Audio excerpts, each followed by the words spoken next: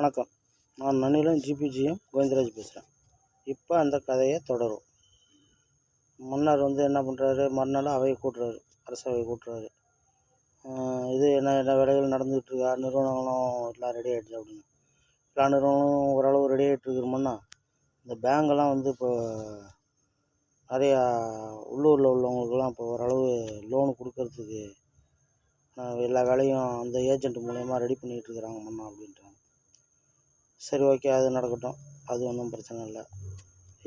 இந்த ஒரு திருடனை கண்டுபிடிக்க சொல்லியிருந்தேன், அதுக்கான வேலையெல்லாம் அதுக்கான இதை ரெடி பண்ணிட்டீங்களா, ஆள் அனுப்பிட்டீங்களா அப்படின்னு கேட்டார். அதெல்லாம் எல்லாம் ரெடி ஆகிட்டோம்னா அவங்க எல்லாம் 15 ஃபேமிலியோட அவனையும் கூப்பிட்டு வந்துடுவாங்க அப்படின்னு சொல்கிறார். சரி, ஓகே அப்படின்றாங்க.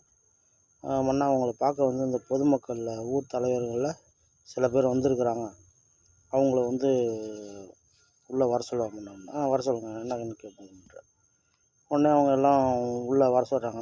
அவங்க எல்லோரும் உள்ளே வராங்க. மன்னருக்கு வணக்கத்தை வச்சுட்டு, மன்னா இதுமாரி இந்த பேங்குன்னு சொல்லிட்டு எங்களுக்கு லோனு தராங்க அப்படின்றாங்க, இந்த மக்களுக்கு இந்த பண உதவி தரேன்றாங்க. அதேமாரி எங்கள்கிட்ட இருக்கிற பணத்தை எல்லாத்தையும் அவங்க அங்கே போட சொல்கிறாங்க. மாதிரி நிறைய இது சொல்லிகிட்ருக்குறாங்க. அதுக்கு சில பணங்கள் சேர்த்து வேறு தரதாக சொல்கிறாங்க மன்னா. அது விஷயமாக தான் ஊர் தலைவர்லாம் இப்போ உங்கள்கிட்ட கேட்க வந்திருக்கோம். ஆமாம், நான் தான் சொல்லியிருந்தேன். இப்போ நீங்கள் அது எப்படின்னா அது உங்களுக்கு பாதுகாப்பானது தான். நீங்கள் பேங்கில் ஒவ்வொரு குடும்பத்துக்கும் யாராவது ஒருத்தராவது ஒரு அக்கௌண்ட் வச்சு நீங்கள் ஓப்பன் பண்ணுறது ரொம்ப ரொம்ப நல்ல விஷயம். அதே மாதிரி உங்கள்கிட்ட இருக்கிற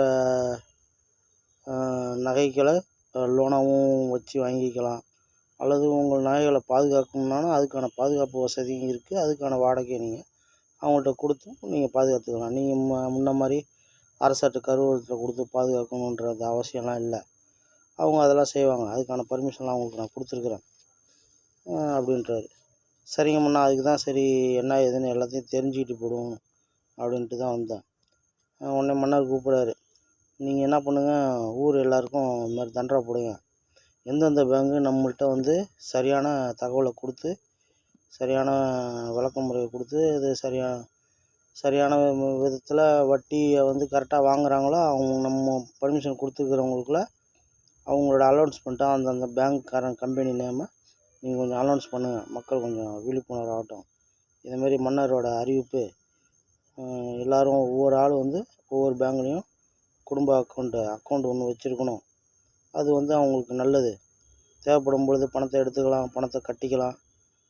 அதாவது அந்த தங்க காசுகளை போட்டுக்கலாம், செப்பு காசு வெள்ளி காசு தானே போட்டுக்கலாம், திருப்பி எடுத்துக்கலாம் தேவைப்படும் பொழுது அப்படின்னு இதை பற்றி அறிவிப்பு போடுங்க அப்படின்றாரு.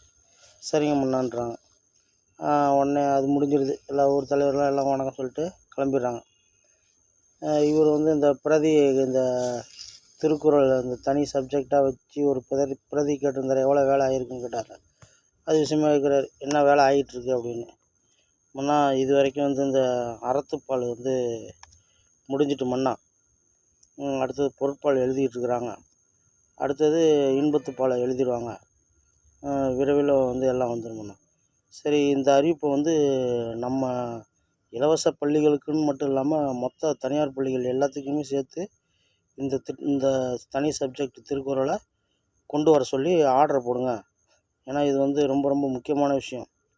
ஏன்னா அந்த 10ஆம் வகுப்புக்கு அப்புறம் ஒவ்வொருத்தன் படிப்பை விட்டுறான், அல்லது வேறு தொழிற்கல்வி இது மாதிரி வேறு லைனில் போயிடுறான். அதுக்கு மேலே படிக்கிறவங்க படித்து அது அவங்களுக்குள்ளே தான் இருக்கும்.